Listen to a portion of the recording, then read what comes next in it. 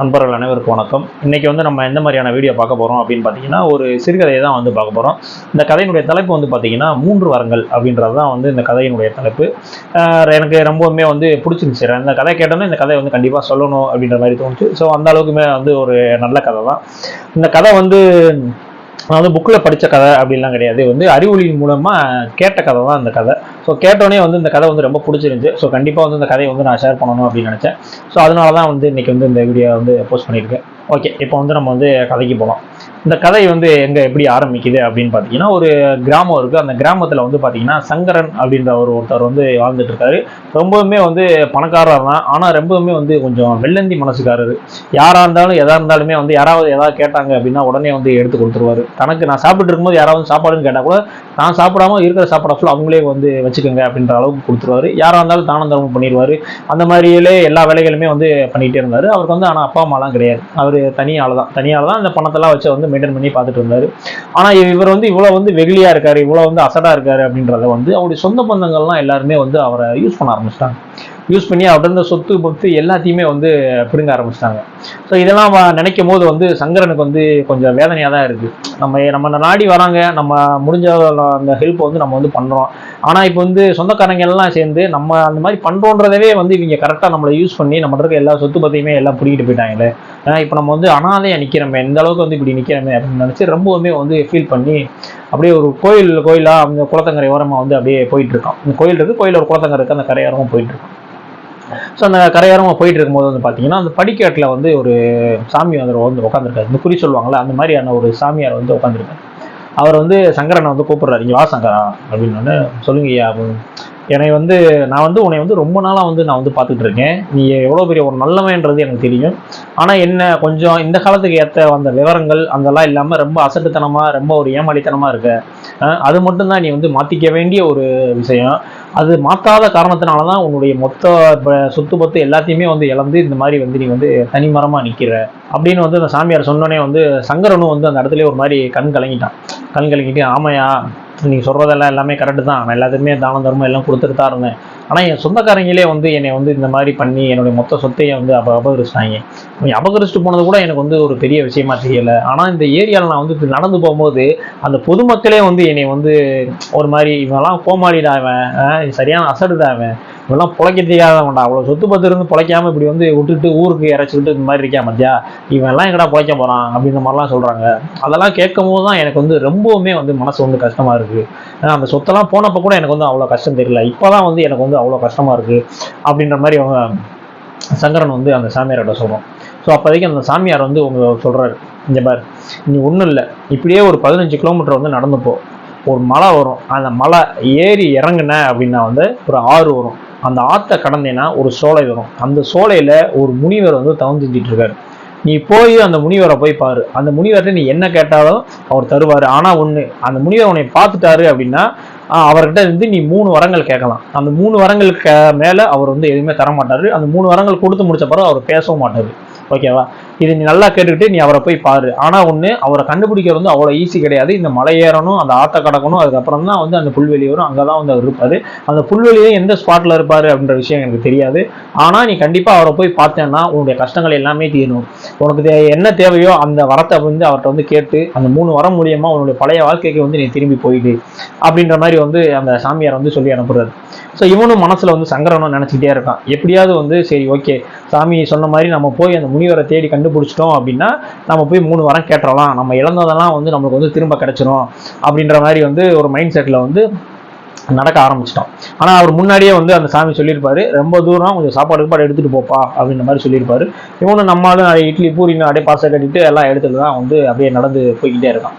அந்த மலைகளெல்லாம் ஏறி இறங்கிட்டா பார்த்தானா இருக்கிற சாப்பாடெல்லாம் காலி. எல்லாமே சாப்பிட்டாச்சு, குடிக்க தண்ணி கூட இல்லை. வரட்டுன்னு அந்த வேர்வையில் போட்டு வழுக்க டைமாக போட்டு அப்படியே நடந்து போயிட்டு இருக்கான். எப்படியாவது அந்த முனிவரை பார்த்து நம்ம வாரம் கேட்டுறோம் அப்படின்னு. ரொம்பவுமே டயர்ட் ஆகிட்டான். ஒரு இடத்துல அப்படியே தலையெல்லாம் சுற்றி கீழே விழுகிற மாதிரி போயிட்டான். ஸோ அப்போ பார்த்தீங்கன்னா அந்த இதுக்குள்ள காட்டுக்குள்ள மலை பிரதேசங்க பார்த்தீங்கன்னா ஒரு சின்ன ஒரு வீடு இருக்குது. அந்த வீட்டில் ஒரு லேடி இருக்காங்க. ஸோ அவங்க இவ கிறங்கி கீழே விழுகிறத பார்த்தோன்னே வேகமாக ஒடியா சங்கரனை தூக்கி, என்னப்பா என்ன ஆச்சு அப்படின்னோடனே, இல்லை என்கிட்ட ஒரு ஆளை பார்க்க போய்கிட்டுறீங்க, அதெல்லாம் சாப்பாடுலாம் எடுத்துகிட்டு தான் வந்தேன். ஆனால் அது மலை ஏறும் போதே வந்து அந்த சாப்பாடுலாம் தீர்ந்து போச்சு. இப்போ வகுத்துல ஒன்றுமே இல்லை, வெறும் வகுத்தோட நடந்துட்டு இருக்கேன்னா அதனால் ஒரு மாதிரி தலையெல்லாம் வந்து சுற்றிடுச்சு அப்படின்ற மாதிரி சங்கரம் சொல்கிறான். உடனே வந்து அந்த லேடி என்ன சொல்கிறாங்கன்னா, சரி நீ வா, நீ எங்கள் கூடாரத்துக்கு வான்னு சொல்லி அவனை அந்த கூடாரத்துக்கு கூட்டு போயிட்டு அவனுக்கு வேண்டிய அந்த சாப்பாடுகள் எல்லாமே வந்து போட்டு கொடுத்து உடனே வந்து சங்கரனும் வந்து அந்த சாப்பாடை வந்து நல்லபடியாக சாப்பிட்டுட்டு வகுறார வந்து அப்படி சாப்பிட்டு, அம்மா ரொம்ப நன்றிம்மா, எனக்கு வந்து வகுறார நீங்கள் வந்து சாப்பாடு போட்டிருக்கீங்க, உங்களுக்கு ஏதாவது நான் நல்லது பண்ணுமே அப்படின்னோடனே அந்த அந்த லேடி சொல்லணும், இப்போ நீ எதுக்காகப்பா போகிற அதை மட்டும் எனக்கு சொல்லு அப்படின்னோடனே, இந்த மாதிரி நான் ஒரு முனிவரை தேடி போகிறேன், ஒரு 3 வரம் வாங்க போகிறேன் அப்படின்னோடனே, சரி ஓகே, அப்போ அந்த முனிவரை பார்த்தா எனக்காக ஒன்று கேட்பியா அப்படின்னோடனே, சொல்லுங்கள் நான் கண்டிப்பாக கேட்பேன், வகுறு இதவே நீங்கள் தீர்த்திருக்கீங்க, உங்களுக்கு நான் கேட்க மாட்டேன், நான் கண்டிப்பாக கேட்பேன், நீங்கள் சொல்லுங்கள் என்ன அப்படின்னோடனே, என்னுடைய குழந்தை வந்து ஊமையாக இருக்குது, குழந்தை மீன்ஸ் பெரிய பொண்ணு தான், அவங்களுக்கு குழந்தை இல்லை, அதனால என் பொண்ணு வந்து இந்த மாதிரி பெண் குழந்தை வந்து ஊமையாக இருக்குது, அவள் பேசுறதுக்கு ஏதாவது வழி இருந்தால் நீ வந்து கேட்டுட்டு வரியா அப்படின்ற மாதிரி சொன்னோடனே, கண்டிப்பாக நான் வந்து கேட்டுட்டு வரேன் அப்படின்னு சொல்லிட்டு அப்படியே நான் திரும்ப வந்து நடக்க ஆரம்பிச்சிட்டோம். திரும்ப நடக்கிறான் வெயிலில் வந்து அப்படியே வெயில் சொட்ட வந்து வெயிலில் வந்து நடந்து போய்கிட்டே இருக்கான். திரும்ப வந்து அந்த அந்த ஆற்றுக்கும் இவனுக்கும் ஒரு 15 கிலோமீட்டர் இருக்கும். அந்த டிஸ்டன்ஸில் வந்தோடனே திரும்ப வந்து ரொம்பவுமே வந்து கேர் ஆகிடுச்சு. கேர் ஆகிட்டு அந்த சைடு பார்க்குறான், ஒரு மரம் இருக்குது, ஒரு மாமரமாக வந்து ஒரு 20 மரம் இருக்குது. அந்த மரத்தடியில் போய் படுத்துட்டான். படுத்தோடனே வந்து அந்த தோப்பு, அந்த இடம் இருக்குல்ல, அந்த தோப்பு இடம், அந்த இடத்துக்கு சொந்தக்காரரான ஒரு பெரியவர் வந்து வர்றாரு. பெரியவர் வந்து என்னையா இப்படி கரைஞ்சி கீழே வந்து கிடக்க அப்படின்னோடனே, இல்லையா இந்த மாதிரி ஒரு முனிவரை பார்க்க போயிட்டு இருக்கீங்க, சாப்பாடு எடுத்து தான் வந்தேன், ஆனால் வந்து சாப்பாடு பத்தலை, திரும்ப பின்னாடி ஒரு லேடி சாப்பாடு கொடுத்தாங்க, அதை வச்சு சாப்பிட்டுட்டு இவ்வளோ தூரம் நடந்து வந்துட்டு அதுக்கு மேலே ரொம்ப முடியலையா, விழுந்துட்டேன் நான் அப்படின்ற மாதிரி சொன்னோடனே, ஐயோ என்னப்பா இப்படி சொல்கிற அப்படின்னு சொல்லிட்டு அவருமே அவருக்கு கிடைச்ச அந்த சாப்பாடு எல்லாத்தையுமே வந்து அந்த நம்ம சங்கரனுக்கு வந்து கொடுக்குறாரு. உடனே சங்கரன் வந்து அதெல்லாம் சாப்பிட்டுட்டு, அப்பா பகுதியை நம்பிடுச்சு, உண்மையிலே வந்து ரொம்ப சந்தோஷமா இருக்கேன் அப்படின்ற மாதிரி சொல்லிட்டு, உங்களுக்கு ஏதாவது பிரச்சனை இருக்காயா, நீங்கள் ஏன் இப்படி தனியாக வந்து இந்த மாதிரி இங்கே வசிச்சுக்கிட்டு இருக்கீங்க அப்படின்னு கேட்டோடனே, இங்கே இருக்குல்லப்பா, சுற்றி இருக்குல்ல இந்த மாமரம் தான் என்னுடைய சொத்து, இதுதான் என்னுடைய புள்ள குட்டி பொண்டாட்டி எல்லாமே வந்து இந்த மாமரம் தான். இங்கே வந்து ஒரு 20-25 மாமரம் இருக்குது, ஆனால் இதில் வந்து மாங்காய் காய்க்குது, அது வந்து மாம்பழமாக மாறவே மாட்டுது, அது ஏன் என்ன அப்படின்றதே வந்து எனக்கு வந்து தெரியல. சரி நீ வந்து ஒரு முனிவரை பார்க்க போகிறேன்னு சொல்லிட்டு இருக்கல, எனக்காக வந்து இந்த மாமரம் வந்து ஏன் வந்து மாம்பழமாகவே ஆக மாட்டுது, அந்த மாங்காய் வந்து ஏன் பழுத்து மாம்பழமே ஆக மாட்டுது அப்படின்ற விஷயத்த வந்து நீ கேட்டுட்டு வரையா அப்படின்ற மாதிரி சொன்னோடனே, சரி நான் கண்டிப்பாக கேட்டு வரேன், பசி ஆத்திருக்கீங்க அப்படின்னு சொல்லிட்டு திரும்ப அப்படியே நடந்து போகிறான். நடந்து போயிட்டு இப்போ கிட்டத்தட்ட வந்து அந்த ஆற்றுக்கிட்ட வந்துட்டான். இப்போ ஆற்றை வந்து கடந்தாகணும். ஆற்றுக்குள்ளே பார்த்தா முதலையா சுற்றிட்டு இருக்கு.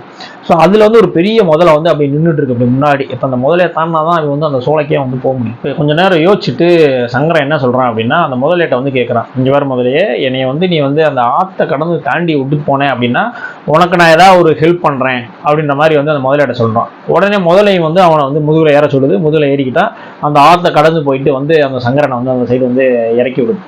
இறக்கி விட்டானே வந்து இந்த முதல்ல வந்து, எனக்கு நீ ஒரு ஹெல்ப் பண்ணு அப்படின்னோடனே, சொல்லு என்ன பண்ணணும் அப்படின்னோடனே, ரொம்ப நாளாக வந்து என்னுடைய தொண்டையில் வந்து ஒரு முள் மாதிரி வந்து குத்தி இருக்கு, ஸோ அது என்ன ஏதுன்றது தெரியல, அதனால வந்து நான் ரொம்பவுமே வந்து துயரப்படுறேன், நீ வந்து இப்போ உள்ள ஏதோ ஒரு வேலையாக தான் போய்கிட்டு இருக்க, யாரோ பார்க்க தானே போயிட்டு இருக்க அப்படின்னோடனே, ஆமான்னு ஒரு முனிவரை பார்க்க தான் போயிட்டு இருக்கேன் அப்படின்னா, சரி அவரை பார்த்தேன்னா கண்டிப்பாக வந்து என்னுடைய தொண்டையை சரி பண்ண முடியுமா அப்படின்னு மட்டும் எனக்கு கேட்டு சொல்லேன் அப்படின்ற மாதிரி சொன்னோடனே, சரி அப்படின்ட்டான். சரின்னு அப்படின்ட்டு இப்போ 3 பேரையும் தாண்டி இப்போ வந்து அந்த சோலைக்கு வந்துட்டான். சோலையில் அப்படியே ஃபுல்லாக வந்து ரோந்து பண்ணி ஃபுல்லாக தேடிக்கிட்டு இருக்கான். அவரை ஆளவே காணாம். அன்னைக்கு அவன் ஃபுல்லாக தூங்கிட்டான், அந்த இடத்துல உட்காந்து ஃபுல்லாக தூங்கிட்டான். திரும்ப அடுத்த நாள் பொழுது விடியுது, திரும்ப எழுந்திரிச்சு போய் அங்கிட்டு இங்கிட்டு பார்க்குறான், எங்கேயா போயிருப்பாப்புல அங்கிட்டு இங்கிட்டு சொல்லி பார்க்குறான். கடைசியில் வந்து பார்த்தீங்கன்னா ஒரு சோலையில் ஒரு இறக்க மாதிரி இருக்குது, அந்த சைடில் ஒரு கல் இருக்குது, அந்த கல் மேலே உட்காந்து வந்து அவர் வந்து தவம் பண்ணிக்கிட்டு இருக்காரு. இவன் நம்மளால் சங்கரன் வந்து நேராக போனோடனே அவருடைய காலை வந்து அப்படியே தொட்டு அப்படியே கும்பிட்டுட்டான். கும்பிட்டோடனே வந்து அந்த சாமி வந்து எதுவுமே பேசலை, ஒரே வார்த்தை தான், உனக்கு என்ன வரம் அந்த 3 வரத்தை நீ வந்து கேளு அப்படின்ற மாதிரி வந்து சொல்லிட்டு அப்படியே சைலண்டாக நிற்கிறாரு. இதே பொசிஷன்லேயே அப்படியே நிற்கிறார். உடனே சங்கரன் வந்து, சார் நம்ம இழந்த சொத்தை கேட்டுருமா, நம்மளுடைய அரண்மனையை கேட்டுருமா, விட்டு போன மொத்தம் எல்லாமே நமக்கு திரும்பி வரணுமா அப்படின்லாம் கேட்டுருமா அப்படின்லாம் நம்ம நினச்சிட்டு இருப்போம். ஆனால் அவனுக்கு அதெல்லாம் தோணலை.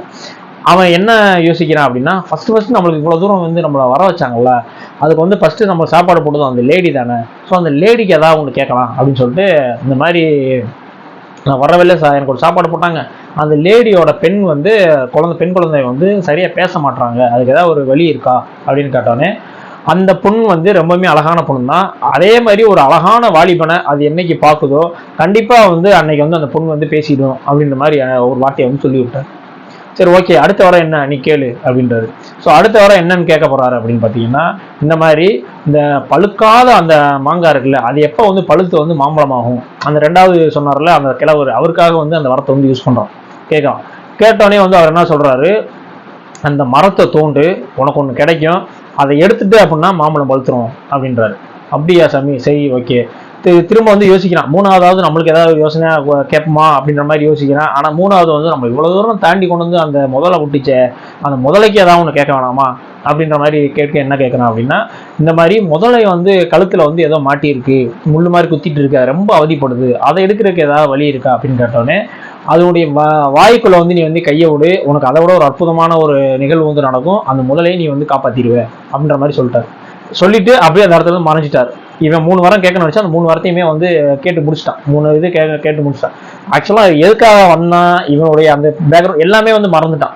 ஏன்னா அந்த அளவுக்கு வந்து ஒரு ஒரு நல்ல மனுஷன் அவன். ஏன்னா அவனுக்காக தான் வந்திருக்கான். அவனுடைய சொத்து பத்து எல்லாத்தையும் இழந்துட்டு எல்லாரும் முன்னாடி இப்படி அசடு, இவன் வேஸ்ட் அப்படின்ற மாதிரிலாம் ஊரே அவனை தூத்தி அதெல்லாம் மாத்திரம்ன்றக்காக உள்ள வந்தவன் தனக்கு 3 பேர் ஹெல்ப் பண்ணியிருக்காங்க அப்படின்னோடனே அவங்களுக்கு ஏதாவது ஹெல்ப் பண்ணுமே சொல்லிட்டு அந்த 3 வாரத்தையுமே வந்து அவங்களுக்கே வந்து யூஸ் பண்ணான். இப்போ திரும்ப வந்து ரிட்டர்ன் போகும்போது அந்த முதல்ல வந்து அங்கேயே இருக்கு.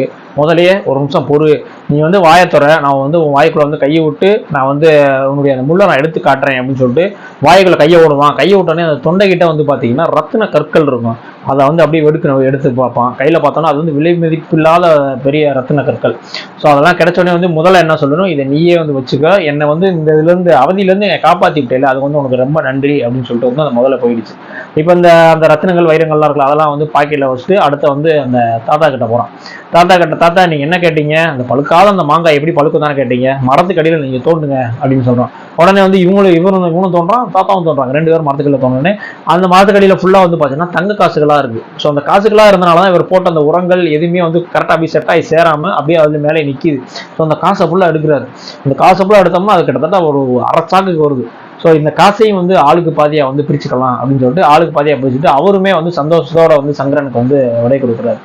ஸோ அடுத்து வந்து சங்கரன் வந்து இந்த வைரத்தையும் அந்த தங்க காசுகளையுமே வச்சுக்கிட்டு அந்த அம்மாட்ட போகிறான். அந்த அம்மாட்ட போனோடனே, உங்கள் குழந்தை எங்கம்மா இருக்குது, நான் அவங்ககிட்ட உங்கள் வார்த்தை சொல்லணும், அது முன்னே சொல்லிட்டு போயிடுறேன் அப்படின்னோடனே அவங்க வந்து அந்த மகளை கூப்பிட்றாங்க. உடனே மகளும் வந்து வர்றாங்க. ஸோ அந்த மகள் வந்து டக்குன்னு சங்கரனை பார்த்தோன்னே வந்து காதல் வயப்படுறாங்க. ஏன்னா அந்த பொண்ணுமே வந்து ரொம்ப அழகான பொண்ணு தான். சங்கரனுமே வந்து பார்க்கறதுக்கு ரொம்பவுமே வந்து ஒரு அழகாக ஹேண்ட்ஸமாக இருக்கக்கூடிய ஒரு பையன் தான் அவன். ஸோ பார்த்தோடனே வந்து அவங்க வந்து இவங்க மேலே வந்து காதல் வயப்பட்டுருச்சு. அந்த காதல் வயப்பட்டோடனே உடனே வந்து பேச ஆரம்பிச்சிட்டாங்க. அவர் சொன்னார்ல, ஒரு அழகான பையன் அந்த பொண்ணு வந்து பார்த்தா பேச ஆரம்பிக்கணும். ஸோ அந்த அழகான பையனே சங்கரன் தான். ஸோ பார்த்தோன்னே வந்து அவங்களும் வந்து பேச ஆரம்பிச்சிட்டாங்க.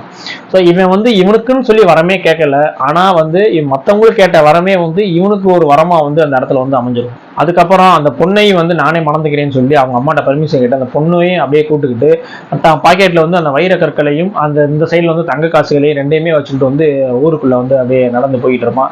அப்போதைக்கு வந்து அவனுக்கு வந்து இந்த காட்டுக்குள்ளே போகும்னு சொன்ன அந்த சாமியார் இருக்காருல்ல, அந்த சாமியார் வந்து அந்த படித்துறையிலேருந்து மேலே ஏறி வந்து சங்கரனை பார்ப்பாரு.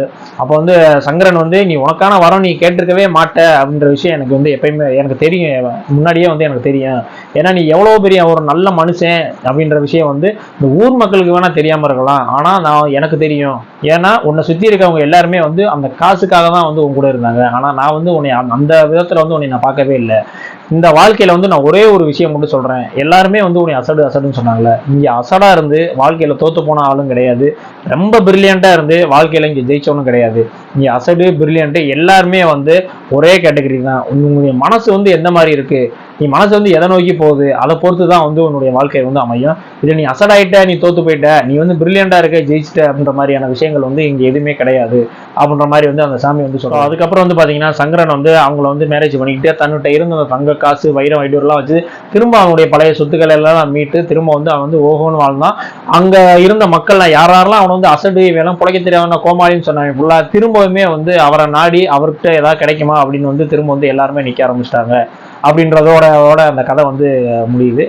இந்த கதையில வந்து எனக்கு ரொம்பவுமே பிடிச்ச அந்த கருத்து என்ன அப்படின்னு பாத்தீங்கன்னா, லாஸ்டா வந்து அந்த சாமியார் சொல்லுவார் பாத்தீங்கன்னா, இங்க அசடா இருந்து தோத்தவனும் எவனும் கிடையாது, ரொம்ப பிரில்லியண்டா இருந்து வாழ்க்கையில எவனும் ஜெயிச்சவனும் கிடையாது. ஸோ அதை வந்து நம்ம எல்லாம் நினைச்சிட்டு போறோம், ரொம்ப அறிவாளா இருந்தாதான் வந்து பெரிய அளவுக்கு போவான், அந்த மாதிரிலாம் கிடையாது. ரொம்ப அசடா இருந்தா கூட அவனோட எண்ணங்கள் எல்லாமே சரியா இருந்துச்சு அப்படின்னா கண்டிப்பா வந்து அவனும் ஒரு நாள் வந்து வாழ்க்கையில வந்து ஜெயிச்சிருவான் அப்படின்றதான் வந்து இந்த கதையில் உள்ள அந்த கருத்து. ஆக்சுவலாக இந்த கதை வந்து பார்த்தீங்கன்னா ஜஸ்ட் இந்த நாட்டுப்புற கதைகள் சொல்லுவாங்கல்ல, குழந்தைகளுக்கு சொல்லக்கூடிய நாட்டுப்புற கதைகள், இதுக்கு முன்னாடி நம்ம சொல்லியிருந்தோம்னு நினைக்கிறேன். அந்த கழுத, நரி, சிங்கத்தெல்லாம் வச்சு ஒரு கதை சொல்லியிருந்தோம்ல. ஸோ அது மாதிரி இது ஒரு நாட்டுப்புற ஜானர உள்ள கதை, குழந்தைகளுக்கு சொல்லக்கூடிய ஒரு கதை தான். கண்டிப்பாக வந்து குழந்தைகளுக்கு இந்த கதையெல்லாம் வந்து சொல்லுங்கள். அப்புறம் இன்னொன்று வந்து ஒன்று சொல்லணும்னு நினச்சிக்கிட்டே இருந்தேன். ஒரு பையன் வந்து மெயிலெலாம் பண்ணியிருந்தாப்புல. நீ வந்து நான் கூட சரி ஏதோ இந்த விக்ரமாதித்தன் கதை போட்டு கமெண்ட்ஸ் தான் பண்ணியிருக்காப்புல போல அப்படின்னு நினச்சேன். நீ கழுத்தில் போட்டுருக்கிறது கருங்காலி மாலையா ப்ரோ அப்படின்னு சொல்லிட்டு ஒரு 4 தடவை வந்து மெயில் அனுப்பிச்சிருந்தாப்புல. நான் மெயிலில் ரிப்ளை பண்ணிட்டேன். திரும்பவுமே அவர் வந்து ப்ரோ இது கருங்காலி மாலையா ப்ரோ, உங்கள் சேனலில் பார்த்தேன் அந்த மாதிரி வந்து சொல்லிட்டு இருந்தாப்புல. ப்ரோ இது வந்து கருங்காலி மாலை இல்லை ப்ரோ, இது வந்து ருத்ராஜ மாலை, சின்னதாக இருக்கும் ருத்ராஜ, அதை தான் கோர்த்து வந்து ருத்ராஜையை போட்டிருக்கேன். இது வேற ருத்ராஜ். ஓகேங்களா? நீங்கள் ஏதாவது ஆக்கப்பூர்வமாக கேட்டால் ஏதாவது பதில் சொல்லலாம், அதுக்கேற்ற வீடியோ சொல்லலாம். இந்த மாதிரி கேள்வியெல்லாம் கேட்டால் என்ன சொல்கிறது? சரி, ஓகே. இதே மாதிரியான அடுத்த ஒரு வீடியோவில் வந்து சந்திப்போம். நன்றி.